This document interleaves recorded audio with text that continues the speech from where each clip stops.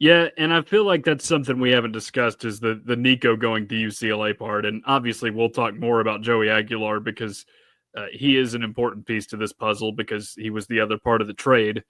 So Nico committed officially on Sunday.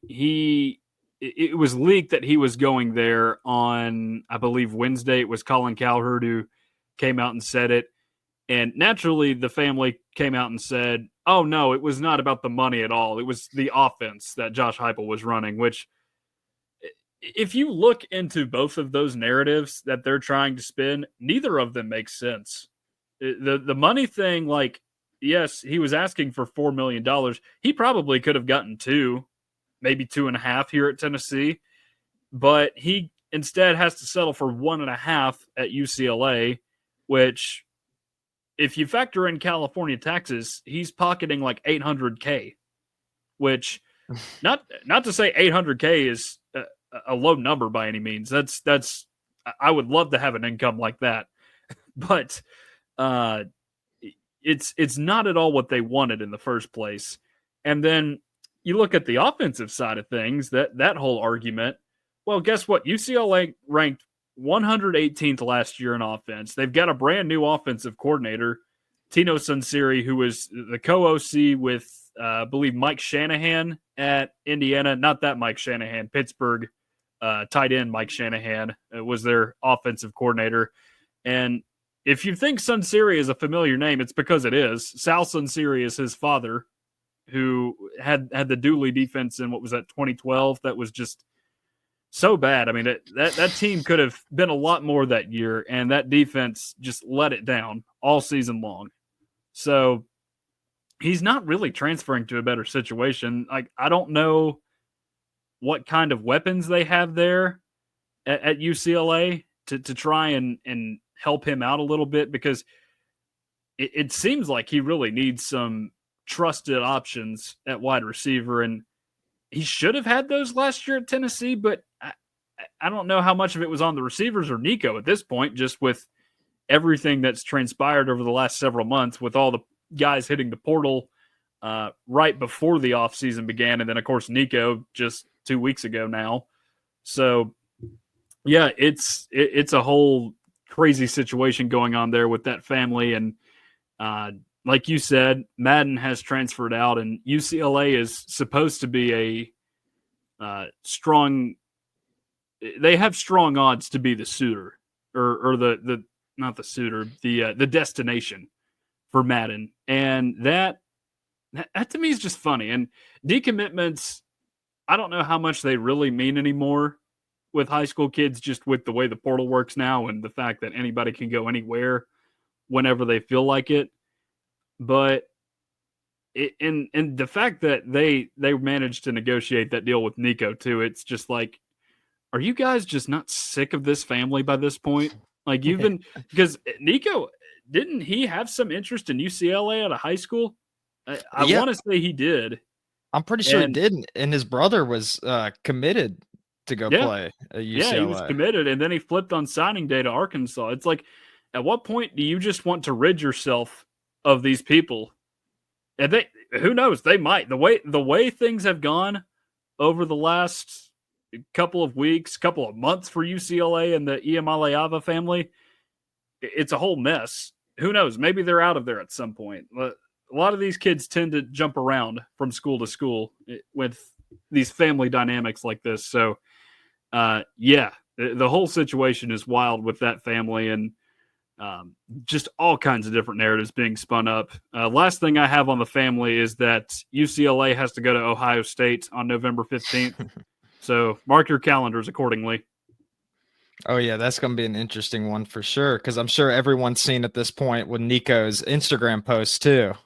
His posts that he had on social media where he Do we was. buy that was actually him that was on the stories? Do we buy that it was his stories? Because with the actual post that said he was committing to UCLA, what was the line again? Very difficult decision that Nico said. I kind of buy that was him in the actual post. Now, the stories, that might have been Coach Nick. It very well could have been Coach Nick or somebody in the family that wanted him to badmouth Tennessee. I don't know, conspiring with Navy Schuler. Well, first of all, what was Navy Schuler? What did he even have to do with anything with that Instagram post? I felt like he was just catching shade there. I mean, and his dad is one of the greatest quarterbacks ever played to Tennessee. To mention his name in the post too, I thought was very interesting. But I mean, I saw him on his Instagram. I mean, it could be his dad posting him, but I thought it was very interesting timing because Nico was quiet about the whole entire situation. I mean, everything I could monitor, I couldn't see any quotes from him anywhere. And then the first time we hear him, he's posting the pictures from the playoff games and saying that oh, here's me trying to throw the game, because I guess he was trying to imply that the fans are saying that. But from everything I've seen from Tennessee Twitter and social media, they weren't trying to imply that he was throwing the game. The thing was that he was talking about contracts allegedly during that time. It was never about him throwing the game because No, you could tell he was trying to win the football game. But I just thought that came out of nowhere, and it was very interesting to see, especially how quiet Nico's been. yeah, it's just bizarre to see him come out and say that they thought he was conspiring to throw the game. That's not at all what it was. Like you were saying, we've heard more and more reports, or at least rumors, that he may or may not have thought about opting out because of that. We'll never know if it's actually true. Maybe it's true. There might be a 30 for 30 done on this someday. In fact, there probably will be, because it's the first time there's ever really been a trade in college athletics, to my knowledge. But it's the whole thing is just wild. It's so wild, and not something I ever thought I'd see in college athletics. But here we are discussing a trade. I also saw too. Shout out Lady Vols basketball. They acquired a transfer from UCLA today, so maybe that was a part of the trade. It was an athletic department trade, something like, I don't know, a first rounder that kind of disappointed you in exchange for, I don't know, a mid-round pick and like a seventh round pick, something like that. I don't know. Some kind of trade just to try and get back the value that you lost, which we'll talk more about the draft later, but that's where we are right now with this whole situation. It just feels like a big trade. Yeah, it does feel like a big trade. And it's pretty funny that Tennessee ended up with UCLA's quarterback through all of this. But you were mentioning about Nico's parents allegedly like asking for like $4 million a year and everything like that. And we talked about how he's possibly going to be making 800,000 after taxes in California. Well, I mean, like one of the things that he brought up, and you mentioned about not liking Tennessee's offense. Well, you said that that UCLA had the 118th total offense. Well, they also had the 131st rushing offense in college football last season too. And in addition, they were tied for 12th for most sacks allowed with 34. So I don't know if this is much of an offensive, if he's really improving on going to UCLA here. And then to add on to all of that, their leading receiver had 506 yards. That was the same total that their leading rusher had. I mean, new offensive coordinator. I mean, very interesting situation that Nico's gotten himself into. So I don't know if it was about the money or not, like it was originally being reported, but he's, one, not getting the money that he wanted. And two, I mean, I just don't think that this is a better offense for Nico than he would have had at Tennessee, even regardless at questions of the receiver position and everything like that. I don't know. It's just all of this stuff has just happened so quick. It's just hard to even wrap my mind around everything that's going on. Yeah, and it goes back to what I was saying earlier. You try and spin a narrative one way, it doesn't make any sense either way you try and spin it, right? Like you have an offense that is not good, and then you're making substantially less than what it is you wanted in the first place, which none of it makes sense on either side of the coin if you're Nico. So I don't know. I guess good riddance is the best way to put this for Tennessee for now. But I guess, and we don't have to do it tonight, but this acquisition of Joey Aguilar, I think will be the point in which people set their expectations now for the 2025 season. And I'll be honest, I don't know what to think just yet. I got to see some of the other teams Tennessee's playing against. And again, we'll have all summer to talk about this as well. But I don't really know how much lower the ceiling is, though, without a 5-star quarterback and Nico leading the offense as opposed to any of the 3 guys on the roster right now. Because, and we've said this in a couple of our more recent shows, but how many big games did Nico win for Tennessee last year? How much of it was him and how much of it was really just Dylan Sampson being a dog? I think it's option B more often than not when Tennessee got the job done last year because, he had a good game against Vanderbilt. That was kind of it. Good half against Chattanooga. Good half against, or not even half, like a quarter and a half against Kent State. Did not look good against UTEP, honestly. He looked lost out there against UTEP. I remember sitting at that game for, I guess, what was that, the entire first quarter and just thinking, what is going on here? This guy looks completely lost against one of the worst teams in all of FBS. Yeah. And then not to mention everything that went on with Arkansas, that game, and how much of a mess that was and how it ended. Yeah, I mean, I think it was a lot of Tennessee's success did come from Dylan Sampson this past season, and not so much from Nico, but not to say that he wasn't like a talented player, everything. I think he's still got potential to UCLA to be a good quarterback and everything, but I mean, he's found himself in a situation that's going to be difficult to get out of, and NFL scouts are definitely taking note of the whole Tennessee situation, what's went on, the alleged issues with money, all of that stuff. I mean, this is stuff that people aren't going to forget. And it's going to be interesting to see how he moves forward. And it'll be interesting to see if there really is a 30 for 30 that comes out of this. Because I wouldn't be shocked. I wouldn't be shocked. No, I wouldn't be shocked at all. Or at least like an SEC story of some kind, whatever Big Ten documentaries they put out there on Big Ten Network, they might do something on it.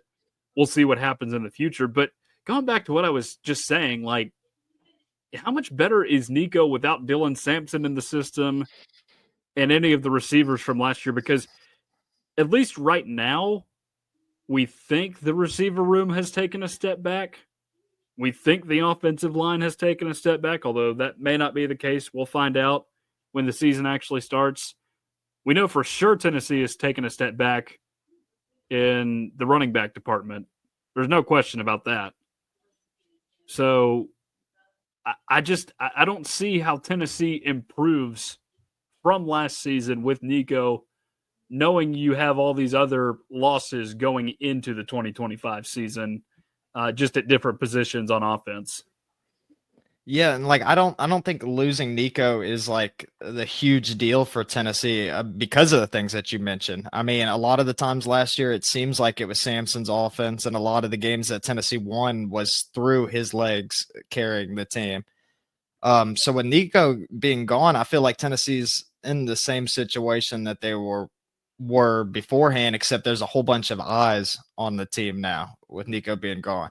And of course, you want someone that's used to the offense that is already like been familiar with it, which Nico has. He ran the offense the entire year. So, I mean, that's one downside. Tennessee won't be returning that this next season. But, I mean, I feel like all the quarterbacks on the roster are just about equally as talented. And I think that it was a good idea for Tennessee to not get a huge name in the portal, the quarterback position, because with Faison coming in next year and you already got McIntyre and Merklinger and just so much talent from the quarterback position that I think if there was another stud guy to come into the roster, that it could create some conflicts and could force other people to transfer along the lines. So like at Tennessee, I feel like they're pretty much in the same position as they were before losing Nico heading into the season. But for Nico's case, I feel like he's in a worse position because they didn't really have a good rushing attack at UCLA. Their offense was not good in almost every category. And I mean, I guess it could be if there's not good running backs there at UCLA to help take some of the plays away from him and to make his job easier, then I mean, I guess he can get to show more of his passing skills with running the football less. But I think he's in a difficult situation. And like you mentioned earlier, Big Ten is arguably the best conference in college football right now. So I mean, he's going to have to face similar competition while having less talent and less eyes on him too. Being out in LA, we've talked before about all the distractions with all the other teams that like the Dodgers and everyone else that gets a lot more popularity than UCLA, especially if you're not USC. I mean, going to USC is one thing, going to UCLA is another. So I don't know. For Nico, I don't think it's a better situation. For Tennessee, I think they're just about in the same boat that they were. Yeah, and just to be clear, this is not an apology for anything I said last week about UCLA, because it is true, and it's not necessarily a shot at UCLA. It's more of just thinking about why would Nico go to a smaller stage unless you really believe you can't do it on the big stage for all this money. But again, none of this makes any sense because you thought you were going to get the same amount of money elsewhere, and you didn't, just because the market dictated his value. And sure enough, he's been placed right back down with UCLA just because they were not as impressive with him, not as impressed this season with what he was able to do. Yeah, he just wasn't as good as the hype indicated he would be going into year one. But I'll tell you what, Tennessee should have a really interesting fall camp now, because it's not often you get a storyline like this where you have not just a 2-man quarterback battle, a 3-man quarterback battle. And we'll see how Aguilar fits the system, because it's a tricky system to learn, especially in such a short period of time. It's mainly the pace that is the tricky part, and that's usually tougher for like the offensive linemen, tight ends, bigger guys like that, or even receivers who have to run their routes and then run straight back to the line, because that can be really tough on them.